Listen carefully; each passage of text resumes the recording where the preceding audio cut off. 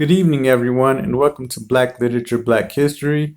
This is Jason Williams, and tonight we're going to be looking at a book called The Jungle, the Uncensored Original Edition, 2003, by Upton Sinclair.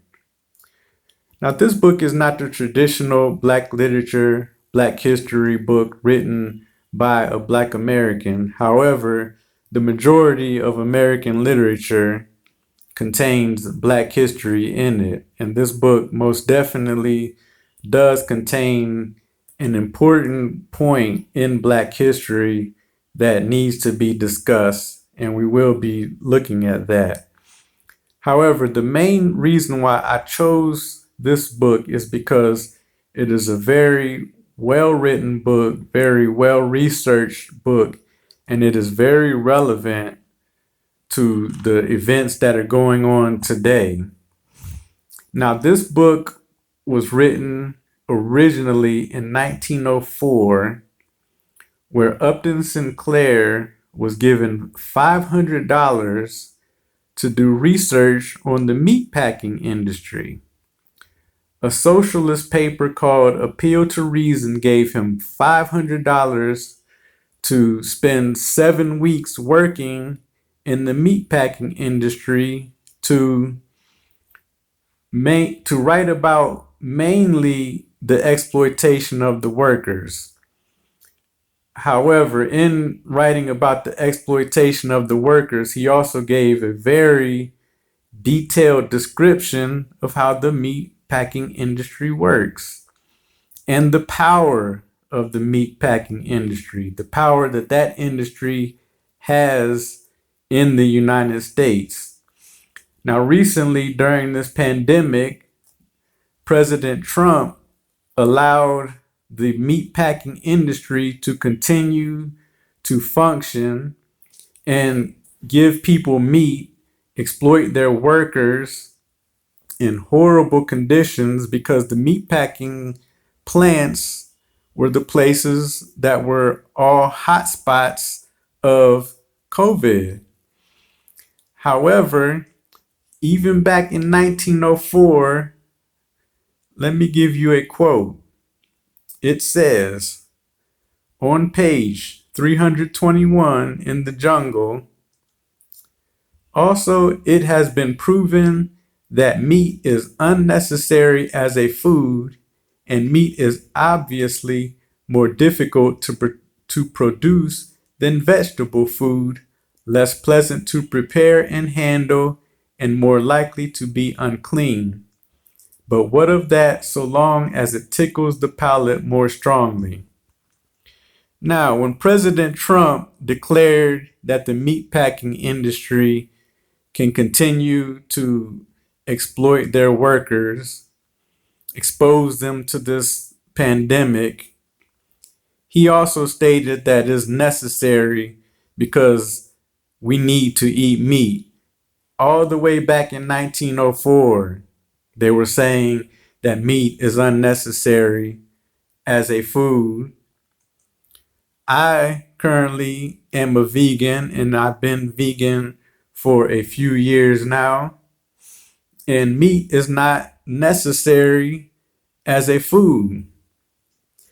And I would urge most of my listeners to become vegans or cut down on the meat that you're eating, because number one, it's terrible to be funding the meatpacking industry with the way that they've been exploiting workers for the past 100 years, because this book was written originally in 1904, and they suppressed the original edition of this book all the way up until 2003, 100 years, because of the information that Upton Sinclair put in this book after he worked in the meatpacking industry in Chicago for 7 weeks. They suppressed it for 100 years because he said meat is unnecessary as a food, and he also detailed the working conditions of the workers, and He also talked about some of the processes that the meat went through. Now I'm going to read some of the quotes directly from the book about what he says about the meat that we're eating. But before we get into that, personally, I have a cousin who used to work in the meat packing industry, and she was a quality manager. And one day, I was sitting there eating a steak, minding my business, and with the most sincere look, she looked at me and she said, "Jason, if you knew how they prepared that meat that you're eating, you wouldn't eat that." And I continued to eat it to later find out, because she let me go ahead and eat it. But then later she told me about what she used to see when they would cut open the cows and all kind of shit and piss would fall on other pieces of meat. And they were just going down the line doing it over and over again. Just horrible, disgusting conditions of the, and this was the meat that they pack. I guess they supposedly clean it and put chemicals on it so you don't smell the horrid smell on it, and pack it up and send it out there for you to eat.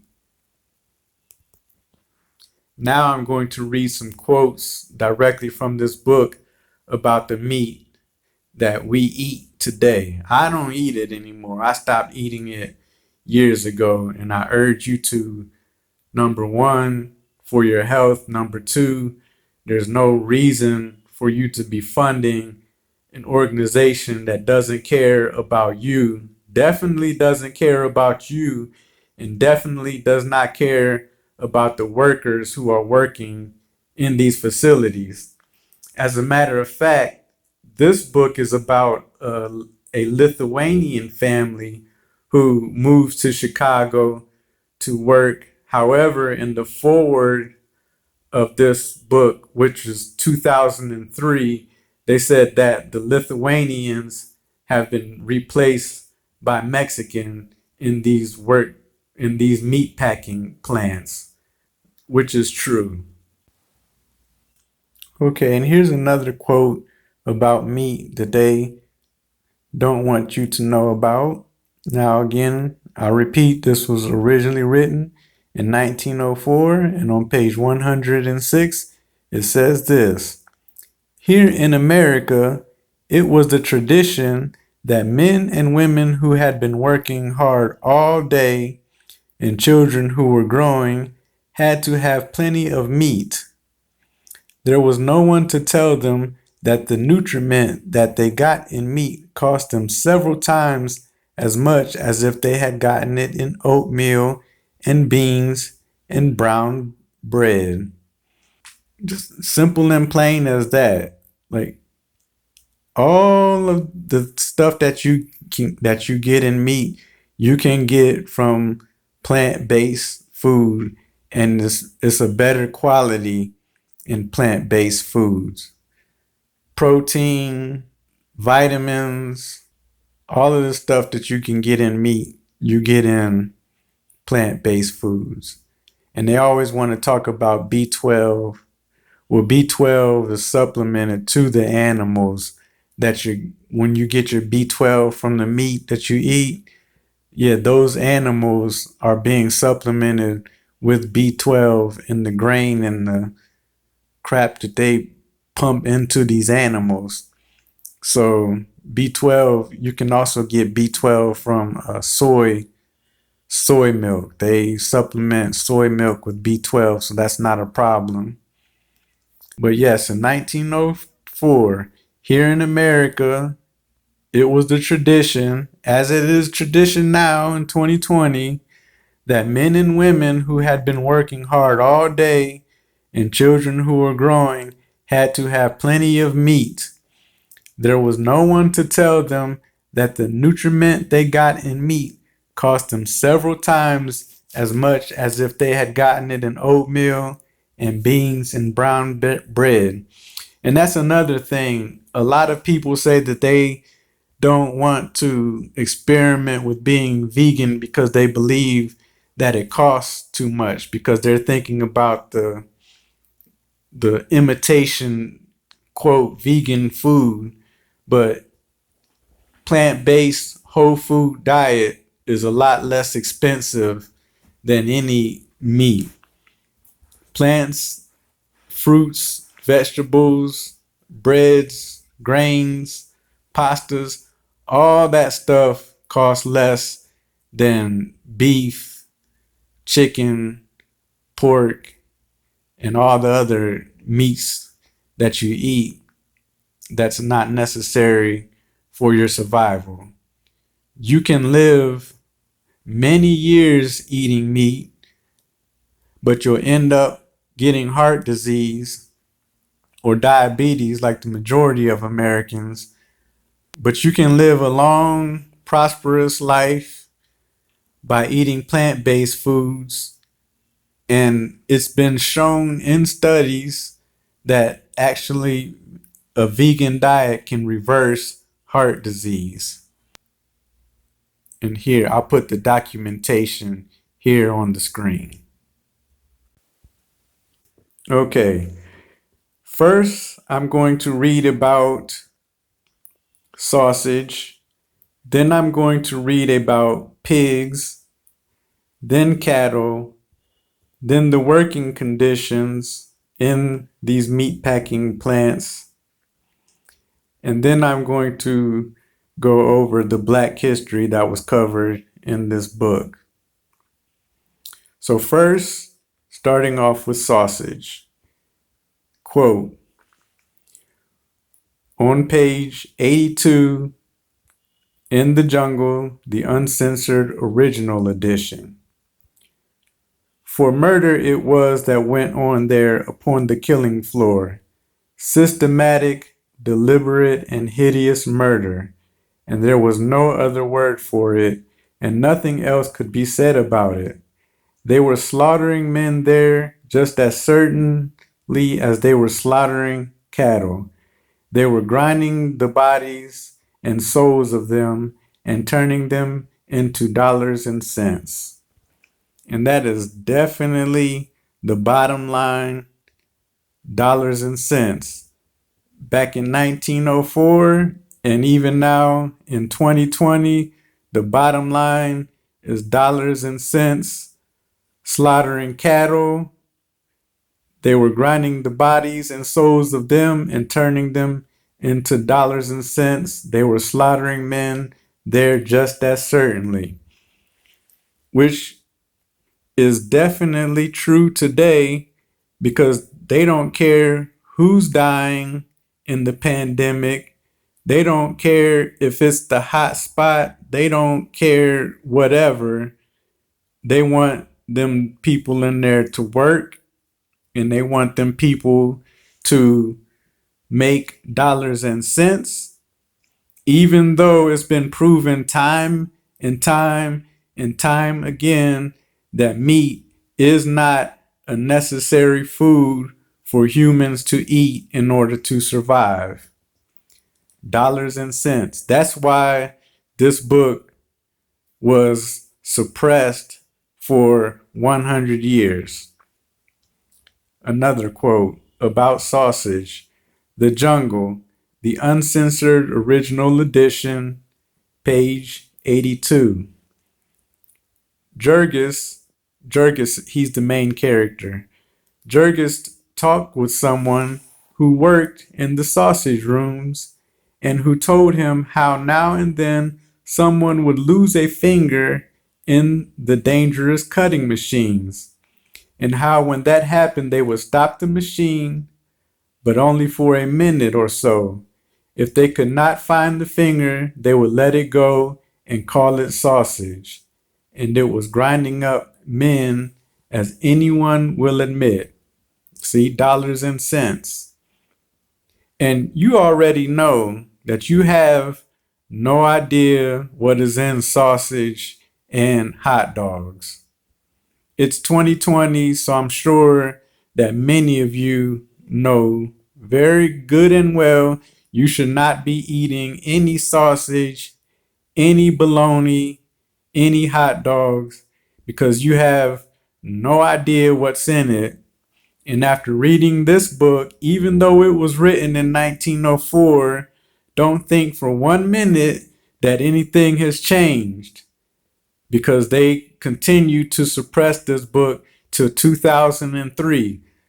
So don't think that anything has changed. And the only reason why they allowed this book to be printed and distributed in 2003 is because they figured that we're brainwashed and hooked enough on meat and capitalism, because there's a very deep socialist philosophy in this book, because Upton Sinclair was a socialist during a time where capitalism wasn't as drilled in our brains as it is now.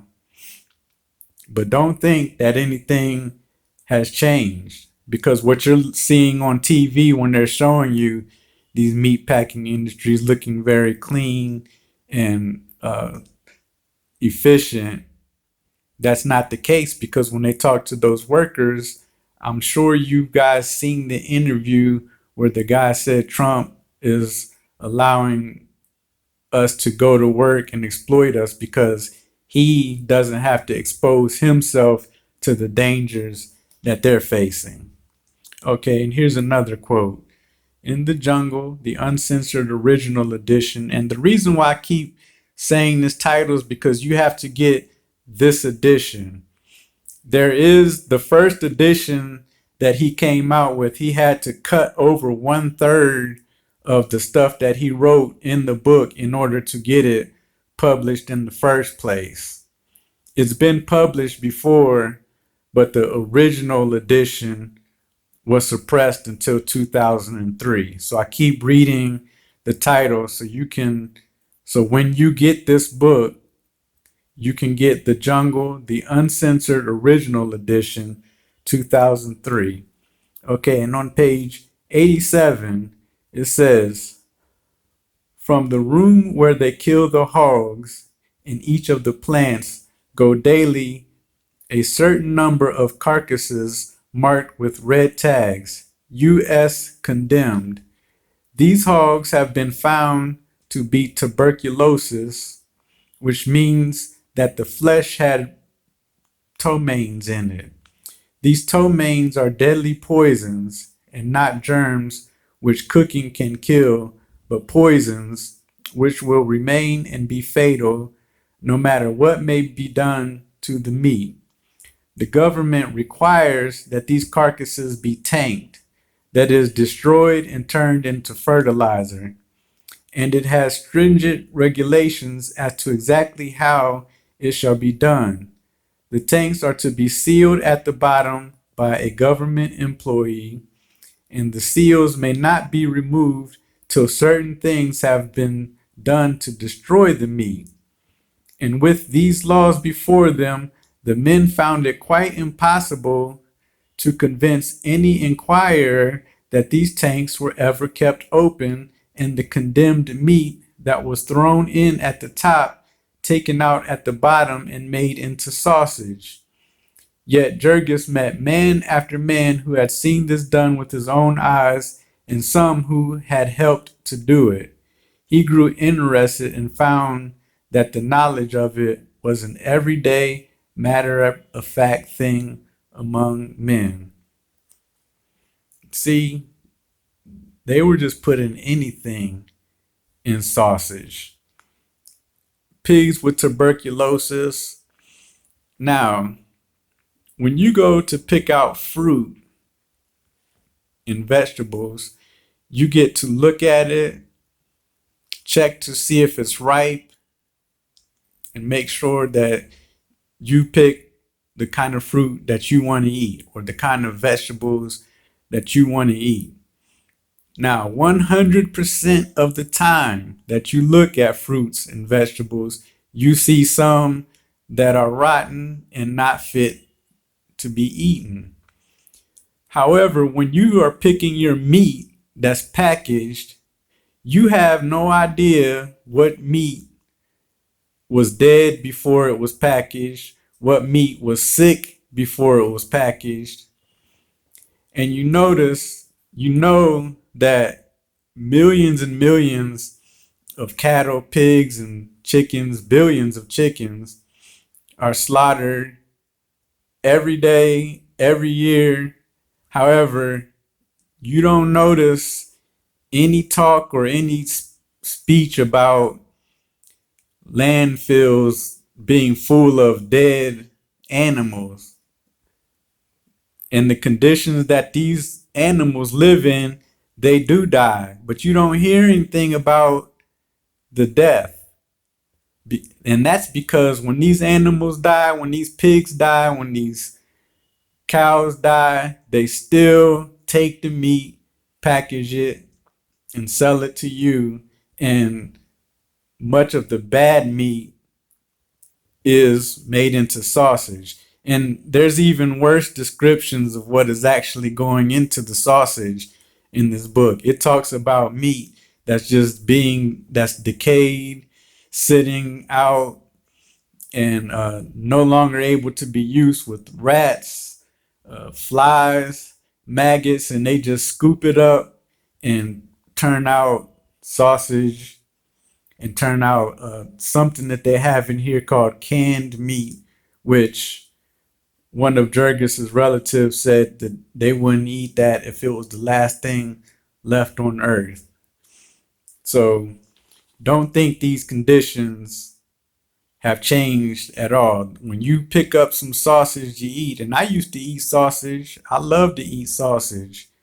It tastes very good because they put all kind of chemicals and they throw in little peppers and stuff like that so you can taste that, and then they put chemicals so you don't smell the what they should smell like, but you shouldn't be touching that. And you eat enough of it, your cholesterol goes up and you get sick. Okay, now I'm going to continue.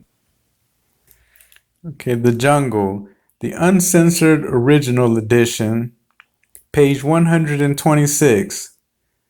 With one member trimming beef in a cannery and another working in a sausage factory, our family had now a first-hand knowledge of the great majority of packing town swindles, for it was the custom, as they found, whenever meat was so spoiled that it could not be used for anything else, either to can it or else chop it up into sausage.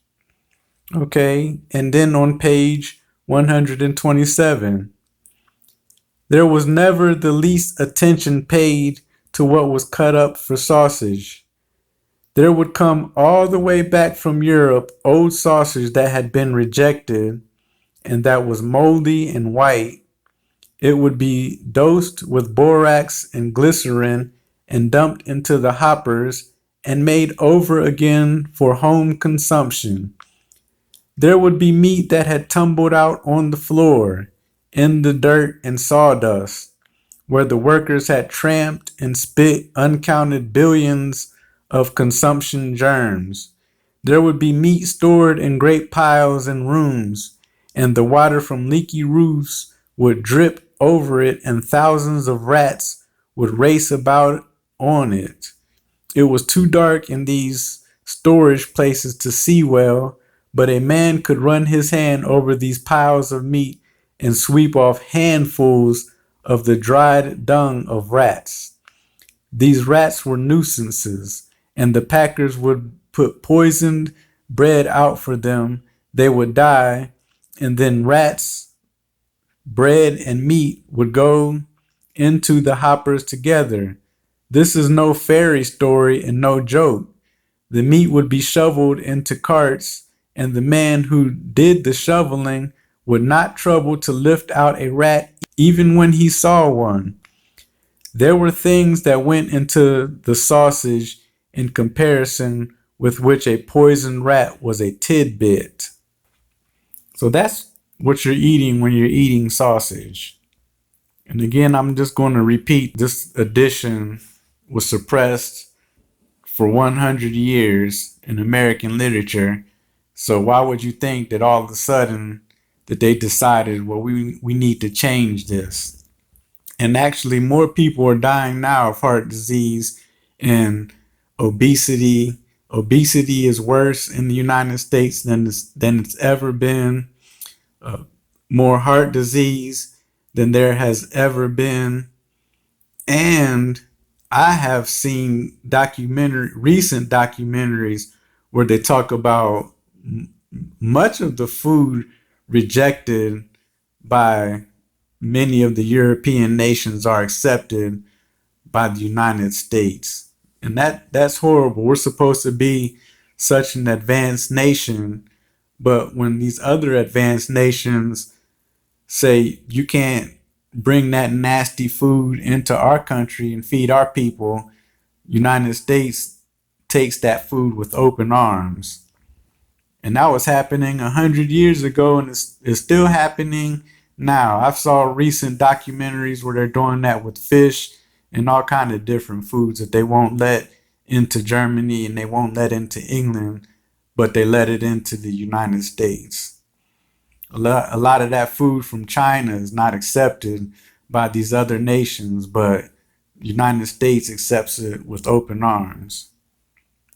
So I recommend that you read this book, because everything that this book talks about that was going on 100 years ago is still going on now, because these industries that have all this power, they don't want things to change. And they have enough money and enough power to make sure that what they're doing continues. Just like the oil industry. The oil industry says that if you guys want to change the ethanol, we have enough money and enough power to make oil cheap enough that everyone's going to continue to buy gas cars, even though the electric cars and other forms of cars is better for the environment, better for people, better for earth, better for energy. These industries that have the power, they don't want things to change. For the next 100 years, things stay the same. And once they feel comfortable that the people are in a position where they won't change because they're brainwashed enough to continue, then they let all the information out and they could care less. Okay, so now let's talk about the pig slaughterhouse. At the beginning of the book, Jurgis, who is the main character, he's taken to the packing plant where he is to work, and they do a tour. So in the tour, this is his description of the slaughterhouse of the pigs on page 29. They had chains which they fastened about the leg of the nearest pig, and the other end of the chain they hooked onto one of the rings upon the wheel. So as the wheel turned, a pig was suddenly jerked off his feet and borne aloft. At the same instant, the ear was assailed by a most terrifying shriek. The visitor started in alarm. The women turned pale and shrank back. The shriek was followed by another, louder and yet more agonizing, for once started upon that journey, the pig never came back. Continued on page 29. It was too much for some of the visitors. The men would look at each other, laughing nervously, and the women would stand with their hands clenched and the blood rushing to their faces and tears starting in their eyes.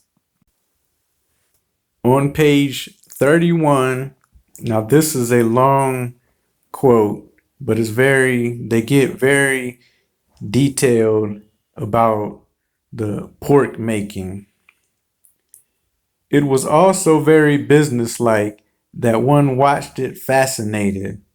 It was pork making by machinery, pork making reduced to mathematics. And yet, somehow, the most matter-of-fact person could not help thinking of the pigs. They were so innocent. They came so very trustingly, and they were so very human in their protests and so perfectly within their rights.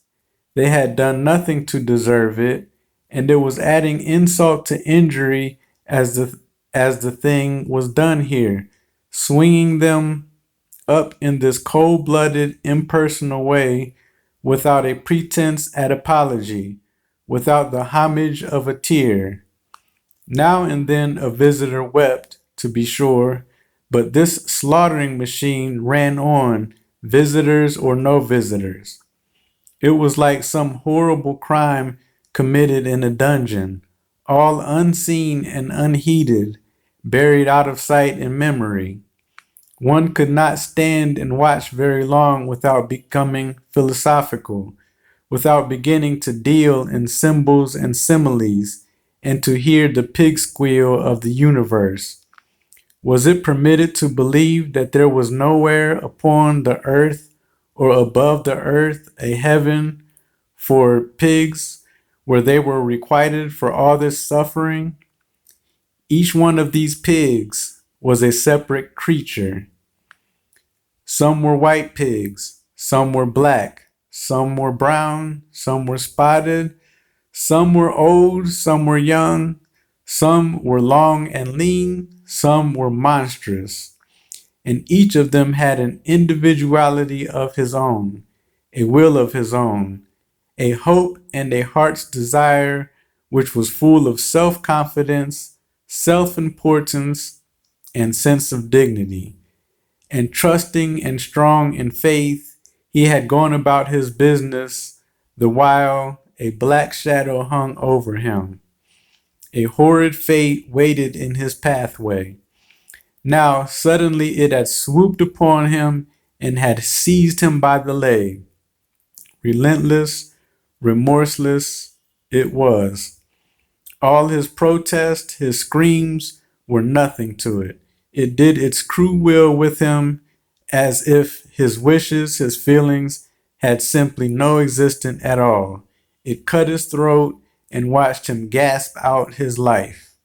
And now, was one to believe that there was nowhere a god of pigs, to whom this pig's personality was precious, to whom these pig squeals and agonies had a meaning?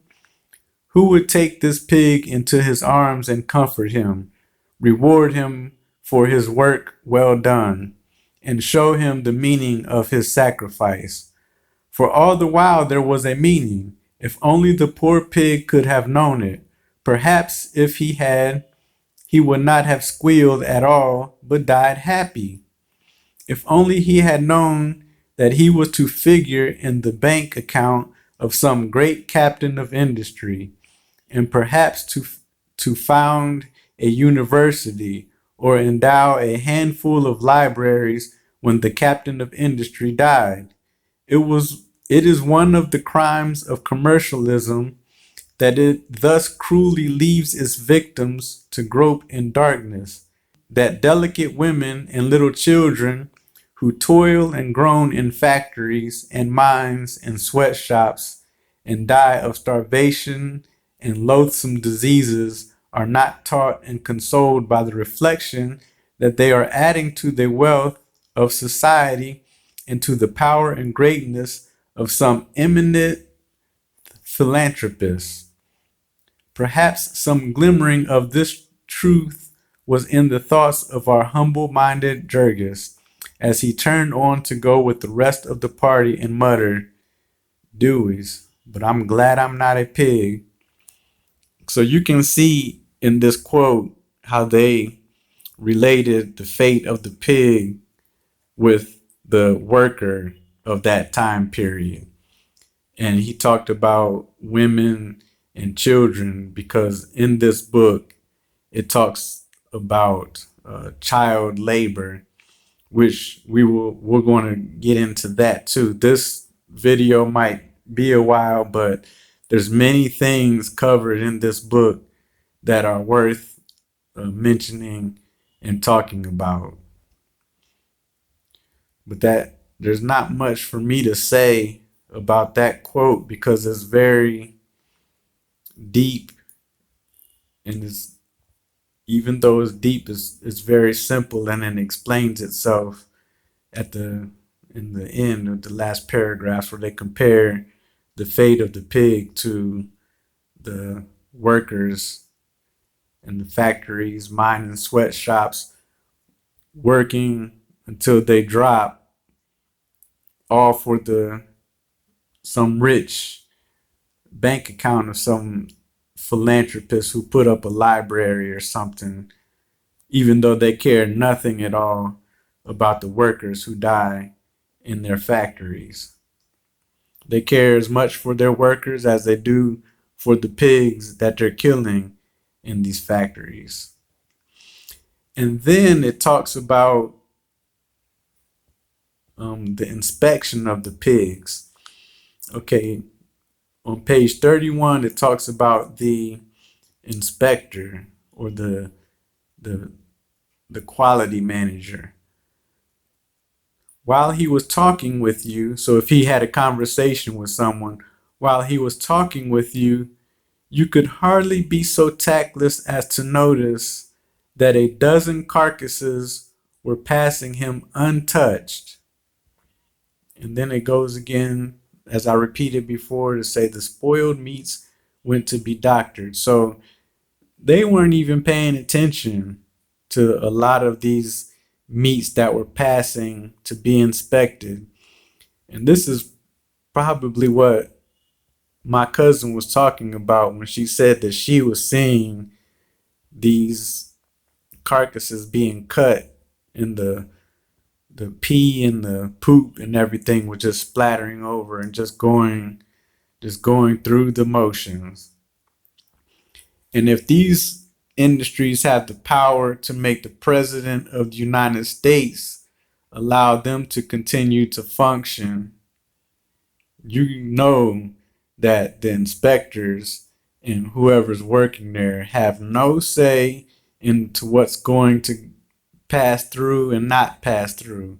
Everything that they want to get through out to the consumers goes to the consumers in one way or the other. Okay, so now let's talk about beef. Okay, on page 32, one line said, spoiled meats went to be doctored. Spoiled meats went to be doctored, not to be disposed of, but to be doctored, because they're still going to sell them to you so you can eat them and enjoy them and get sick. That's why the majority of the United States, the largest killer of people in the United States is heart disease, and that is directly linked to the food that you eat, and it is not coming from fruits, vegetables, and plant-based food. It is coming from the meat that is being processed in these meat packing plants, which Trump said is necessary for consumption in the US.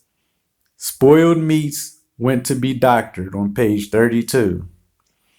Okay, and on page 33, about the cattle, says beef, where every hour they turned 400 or 500 cattle into meat.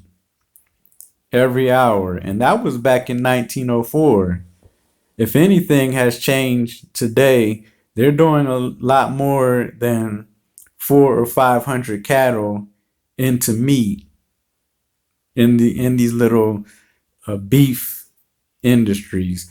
Now, the way that the industry is set up is they have a large meat packing industry, but then they have like a little satellites, which are these slaughterhouses where they have the hogs, the cattle, and the chickens. So when I say these little industries, I'm talking about the little satellites.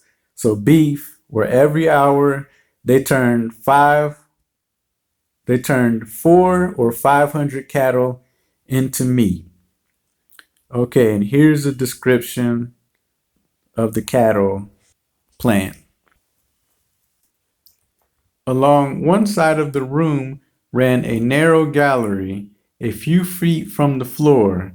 Onto this gallery, the cattle were driven by men with goads which gave them electric shocks.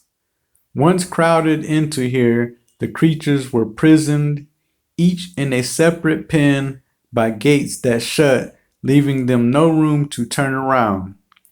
While they stood bellowing and plunging, over the top of the pen there leaned one of the knockers, armed with a sledgehammer, and watching for a chance to deal a blow. The room echoed with the thuds in quick succession and the stamping and kicking of the steers. The instant the animal had fallen, the knocker passed on to another, while a second man raised a lever, and the side of the pen was raised, and the animal, still kicking and struggling, slid out to the killing floor. Okay, and on page 33, blood was pouring out upon the floor. The floor was half an inch deep with blood, in spite of the best efforts of men who kept shoveling it through holes. Okay, and then there's another quote where it says on page 78, all this was about as near to hell as a man would care to get. You can see this today if you look into people who have worked in the meatpacking industry and in these slaughterhouses. You can see evidence, they have it documented, that many of these workers have a post-traumatic stress syndrome, PTSD, from working in these slaughterhouses, because they're killing these animals every day. There's blood everywhere. Here he said the floor was half an inch deep with blood. The animals are bellowing, crying, fighting, struggling, and whether you know it or not, it has been proven that cows, pigs, chickens that we eat, they're sentient beings. They have feelings, emotions. They know exactly what's going on. Dogs have been known to learn at least on an average 300 to 500 English words. And if you look at a list, if you look up the list of the most intelligent animals, actually pigs are found to be more intelligent than dogs. But here in the United States, we don't eat dogs, but we eat pigs. So people who work in these industries, they're hearing all of this crying. They're hearing all of this bellowing. They're in there killing these animals.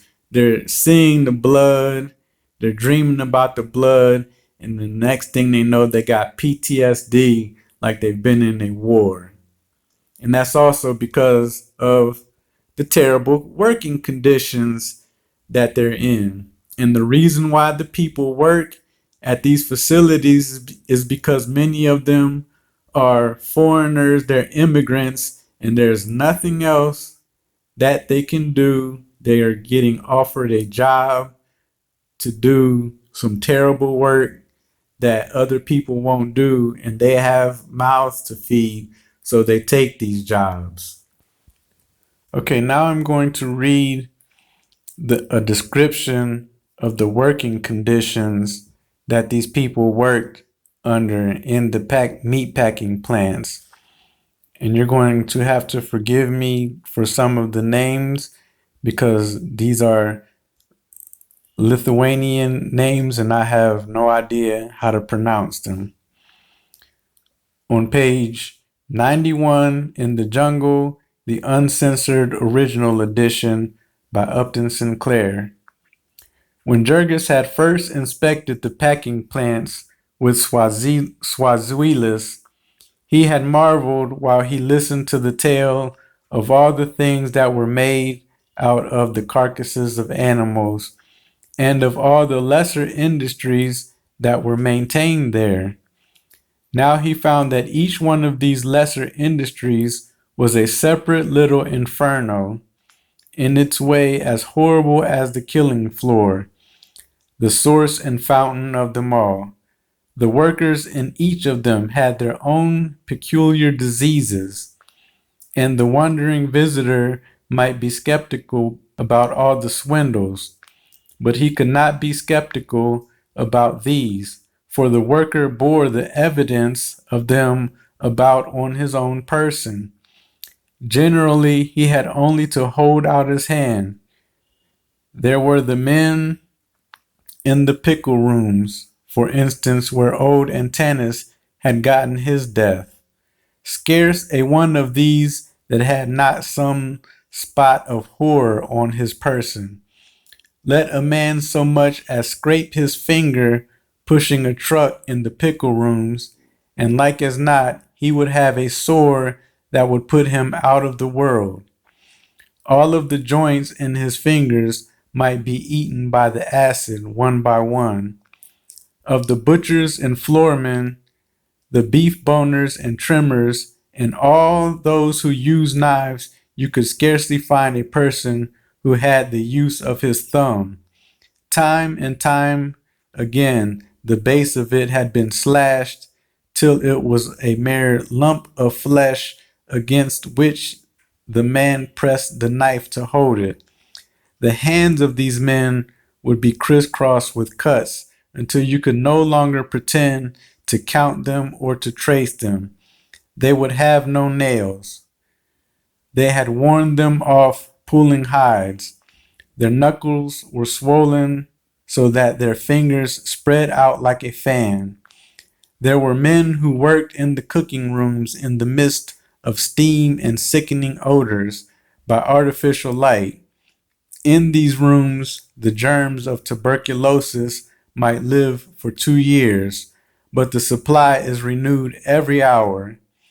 There were the beef luggers who carried 200-pound quarters into the refrigerator cars. This was a fearful kind of work that began at 4 o'clock in the morning and that wore out the most powerful men in a few years. There were those who worked in the chilling rooms and whose special disease was rheumatism. The time limit that a man could work in the chilling room was said to be 5 years. There were the wool pluckers, whose hands went to pieces even sooner than the hands of the pickle men. The pelts of the sheep had to be painted with acid to loosen the wool, and when the pluckers had to pull out this wool with their bare hands till the acid had eaten their fingers off. There were those who made the tins for the canned meat, and their hands too were a maze of cuts, and any cut might cause blood poisoning. Some worked at the stamping machines, and it was very seldom that one could work long at the pace that was set, and not give out and forget himself and have a part of his hands chopped off. There were the hoisters, as they were called, whose task it was to press the lever which lifted the dead cattle off the floor. They ran along upon a rafter, peering down through the damp and steam. Old man Anderson's architects had not built the killing room for the convenience of the hoisters, and so every few feet they would have to stoop under a beam, say 4 feet above the one they ran on. This got them into the habit of stooping so that in a few years they would be walking like chimpanzees. No man who worked as a hoister had ever been known to reach the age of 50 years. Worst of any, however, were the fertilizer men and those who served in the rendering rooms. These could not be shown to the visitor, for the odor of the fertilizer men would scare any ordinary visitor at 100 yards. And as for the other men who worked in tank rooms full of steam and in which there were open vats upon a level with the floor, their peculiar trouble was that they fell into the vats, and when they were fished out, there was never enough of them left to be worth exhibiting. Sometimes they would be overlooked for days till all but the bones of them had gone out to the world as Anderson's pure leaf lard. So that's the conditions that these people are working in the packing plants. In that interview that they gave with one of the workers, again, the worker said the only reason why Trump is letting us or opening these meat packing plants for us to go to work is because he doesn't have to expose himself to the danger that they are being exposed to. Okay, so now let's talk about child labor. I'm going to read a lengthy excerpt about the child of the family who gets a job. These quotes are pretty much self-explanatory, so I won't have to do much commentary. But I do want to read these excerpts to further entice you to read this book because it's very interesting. So The Jungle, the Uncensored Original Edition, Upton Sinclair, page 63. Bosses taking the document from the little boy and glancing at it, and then sending it to the office to be filed away. Then he sent someone else at a different job and showed the lad how to place a lard can every time the empty arm of the remorseless machinery came to him. And so was decided the place in the universe of little Stanislaus, that's the child's name, and his destiny till the end of his days. He did not realize what it meant. He went home dancing with delight to tell the family of the fortune he was earning. Like all the rest of them, he was to learn by experience, hour after hour, day after day, year after year. It was fated that he should stand upon a certain square foot of floor from 7 in the morning until noon, and again from 1 o'clock till 6, making never a motion and thinking never a thought save for the setting of lard cans. In summer, the stench of the warm lard would be nauseating, and in winter the cans would all but freeze to his naked little fingers in the unheated cellar. Half of the year it would be dark as night when he went in to work, and dark as night again when he came out, so he would never know what the sun looked like on weekdays. And for this, at the end of the week, he would carry home $3 to his family, being his pay at the rate of 5 cents an hour.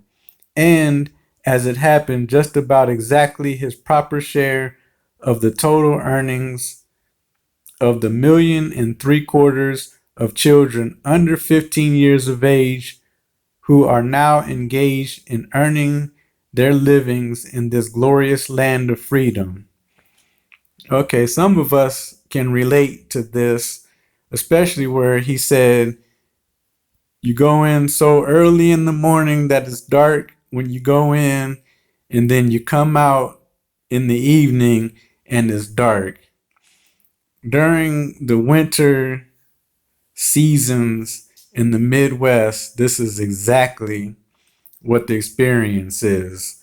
You work for many, many months. If you work, quote, 9 to 5, which is, it's always 7 to 5 now, 7 to 4:30 and whatnot. You go in and it's dark, and you come out and it's dark for months on end, and that gets irritating. But yes, this child was under 15 years of age working. Today, when you hear about the Mexicans and the immigrants who come in this country, many times they're working on farms for these organizations and companies, And if you check the documentaries and stuff that you can find on YouTube, many of them have children who are under the age of 12, and they can't go to school because they got to work to help make money for the family so they can make a living. And that's now in 2020. So this stuff is still it's still going on today.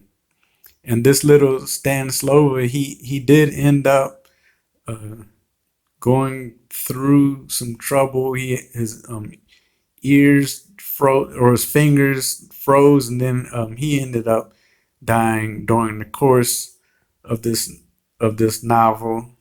And here's another quote about another child of the family who had gotten sick and died. Let me read this quote. Okay, on page 117. And now he died.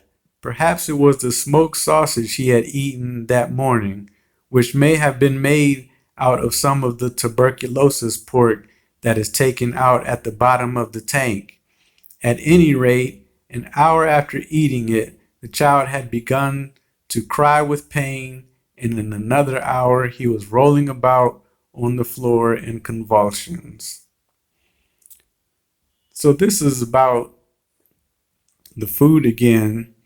And there is one part in the book, I don't have the excerpt, but there's a part in the book where they were all sick and they continued to eat the meat that was making them sick. And it said the reason why they were doing it is because they were ignorant immigrants who are led to believe that they must eat meat in order to get well.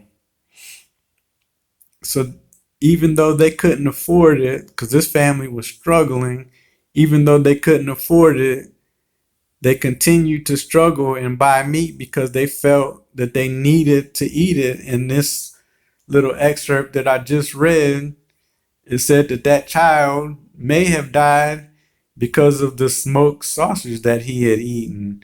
And it may have been made out of some of the tuberculosis pork. So like I stated earlier, when you go to buy fruits and vegetables, you pick out which one is not rotten and which ones are good. But when you go to buy meat, do you want to tell me that all the meat that's packed there all nice and neat with no smell, you want to tell me that all that meat is good and none of it's bad? None of those animals were sick. None of those animals were already dead. You don't know. And then you look at the obesity rates in the United States, all the violence that goes on in the United States, and all the heart disease that goes on in the United States. And that stuff directly comes from your diet. 100%. Another important aspect of this book that I want to point out is that, again, while reading this book, Upton Sinclair explains many of the negative things that we see as negative in poor communities and poor families. He gives the explanation of why things appear that way, or why vices take place in poor communities. And he gives very precise, very true explanations about these vices that we see in poor communities and why they are there. And much of this was explained in the foreword of this book, because many of these sections were cut out of this original version while the book was being suppressed since 1905. Like, he did publish the book in 1906, but like I said, he cut out 1/3 of the book, and some of the cuts that he made had to do with his explanations of why the downtrodden and discriminated against in America were living the way that they were living. And this is before I get into the black history part. After this, I'm going to get into the black history part that I want to discuss. Okay, on page, an unnumbered page, because this is in the forward. Okay. In fact, Sinclair did some very precise cutting in the section that explains why the workers go to the saloons. In the original, we see that they go to saloons in winter for survival, to escape the cold that literally freezes them to death, and to have a warm place to sit and eat. The 1905 version shows the lords of Packingtown in their private dining rooms eating as good food as can be had in the city at cost, whereas for the men, they have not provided even so much as a bench to sit on. This discussion disappears in the later version, as does the fact that Jurgis has to eat standing on the killing floor amid the stench, or that he might go and sit down on the stairs where it was colder yet, or he might sit outside where it was probably below zero and snowing. The 1906 version tells us that Jurgis has to eat amid the stench in which he worked, but that's all. The stench is an inconvenience. The cold can kill. The 1906 version eliminates that direct motivation.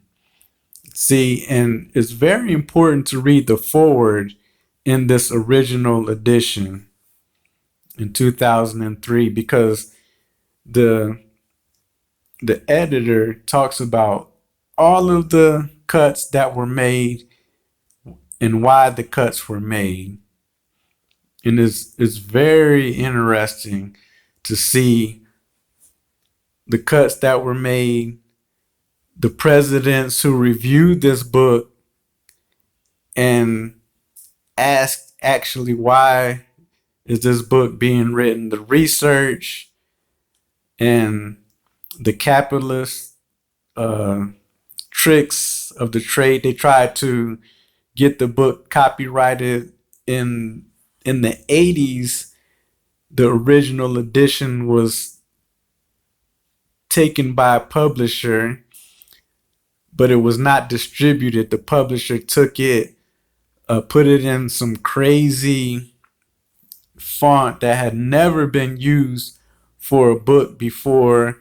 And not only did it have the funny font, the font was really small and hard to read, and it was not distributed enough. That's how capitalists try to work. You know, they buy it, and then they get the rights to it, and then they make it unable to be purchased or unavailable. And if you do get a hold of it, you can't read it.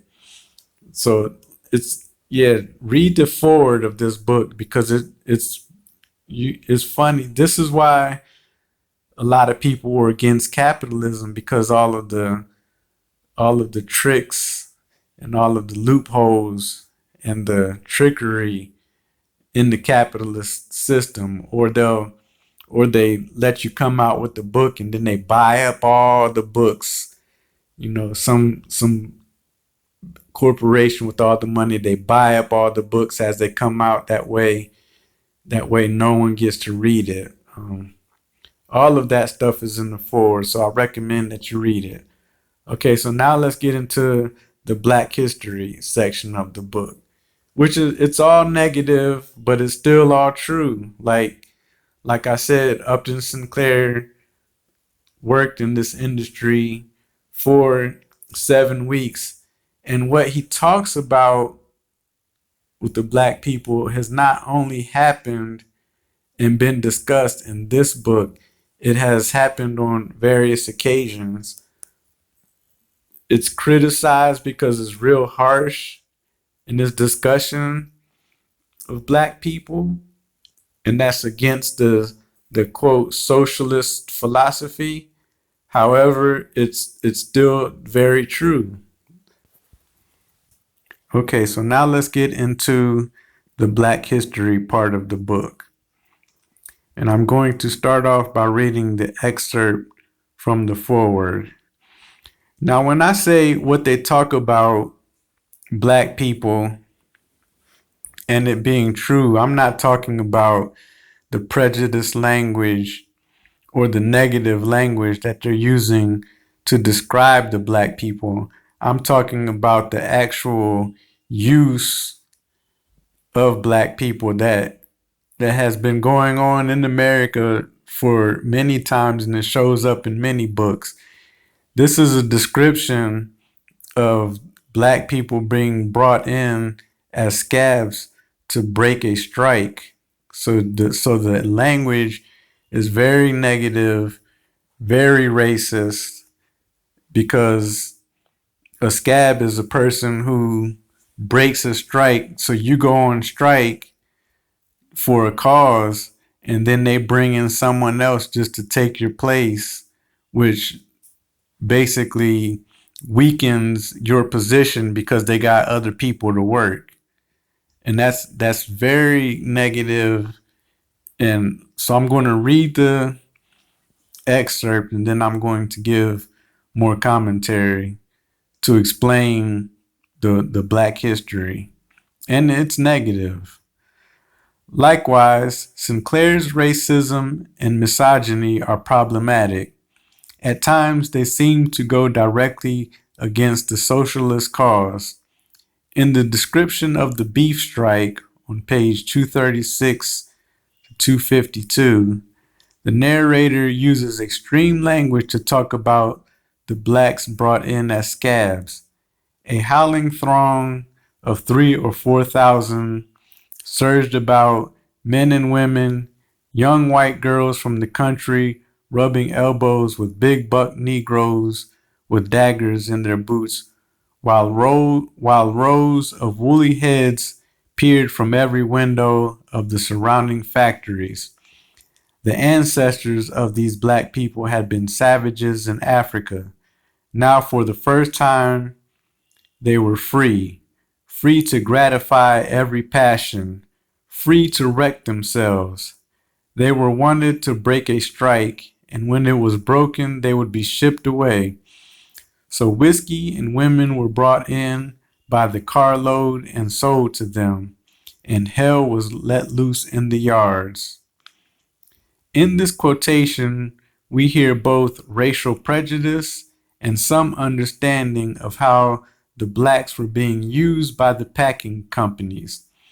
Sinclair's, quote, innocent bigotry is a sign of just how bad race relations were at the time. Okay, so there's a lot of history going in here. Okay, so during this time period, Chicago was a boiling pot of racism. And not long after this book was written, from other videos that I did, the Chicago race riots happened around this time period. And the true part about the black history in this, and I believe that black people need to be held accountable for this as well. Many times people have negative views of black people because many times in the United States, black people have been used to do things like break strikes. What the Buffalo Soldiers used to hunt down Indians.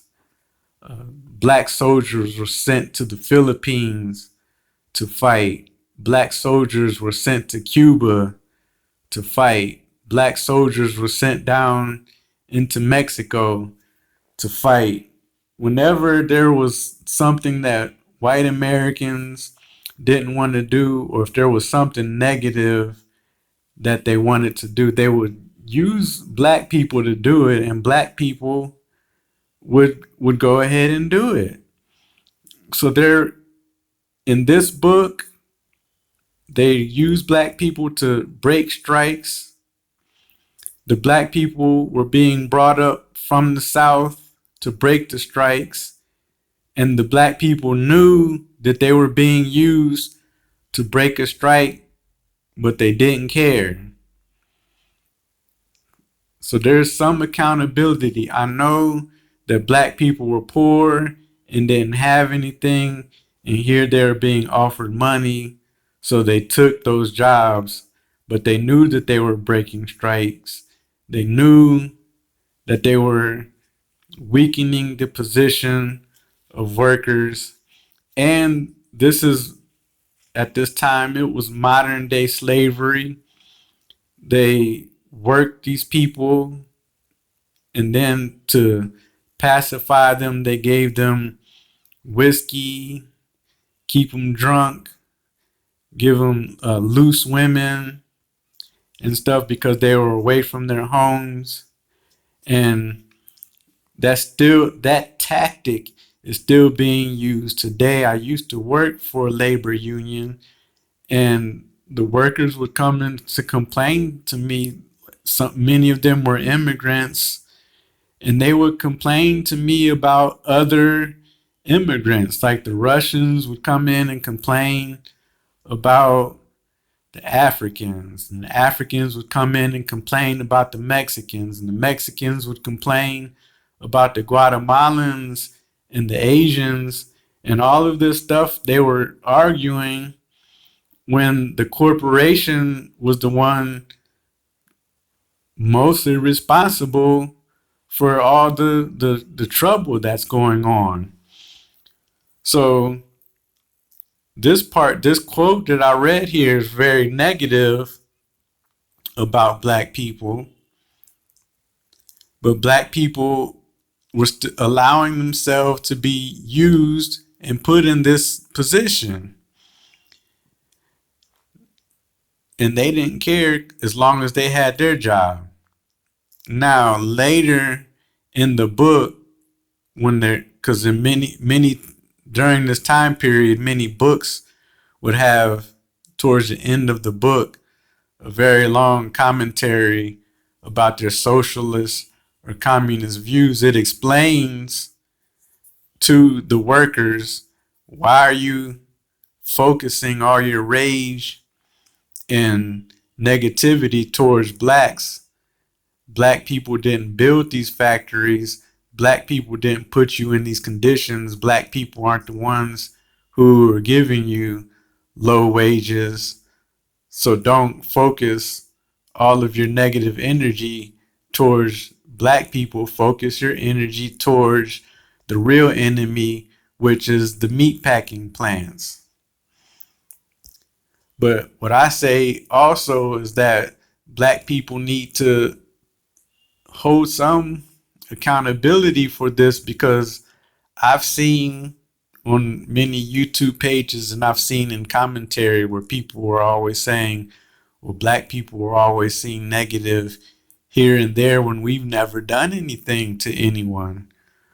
Well, we've never been in charge where we've done anything to anyone, but like I said, we were the ones being brought in to break strikes. We were the ones being sent overseas to the Philippines, to Cuba, to Mexico, and all of these countries to fight the Buffalo Soldiers, hunting down Indians. All of this stuff, we may have been doing it for the US, but those people who saw us, they saw black people doing these acts. And the very one of the reasons why they brought slaves over from Africa is because you could differentiate white skin from black skin. So when these other countries that we go to, or when we commit these acts that we know very well what we're doing, they see black people doing this. And this happened 100 years ago, but it happens over and over again in the labor movement. And then it happens not only with blacks, but it also happens with Mexicans. Like even right now, you have a whole bunch of people with these negative feeling towards Mexicans because they're trying to say that all these immigrants are taking our jobs, these immigrants are taking our welfare, these immigrants this, and this. But again, it's the immigrants are who's hiring these immigrants when they come in. It's not the working class people. The working class people aren't hiring these immigrants.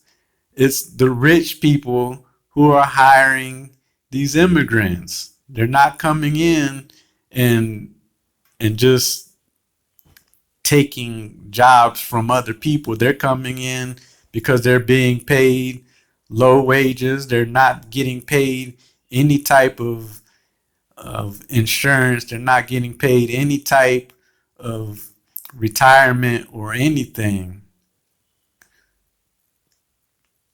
So there's black history in here, in Chicago, racial prejudice and how blacks were being used by the packing companies.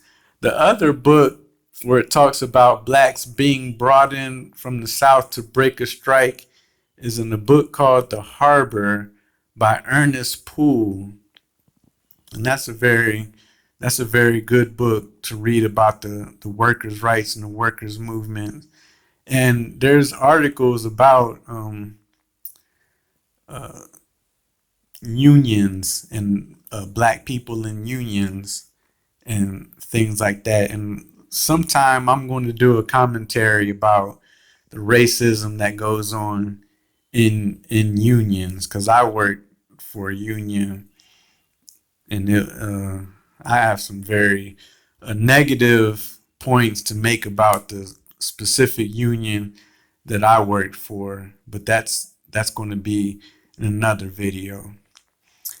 So I highly recommend that you read the book The Jungle, the Uncensored Original Edition, 2003, and I want to leave you with this quote. Vagrants, all of them certain to perish in the end, of the same cold, the same hunger, and the same diseases, as if they had stayed at home. For the place which is here called the jungle is not packing town, nor is it Chicago, nor is it Illinois, nor is it the United States. It is civilization. Again, this is Jason Williams with Black Literature, Black History. Have a nice evening.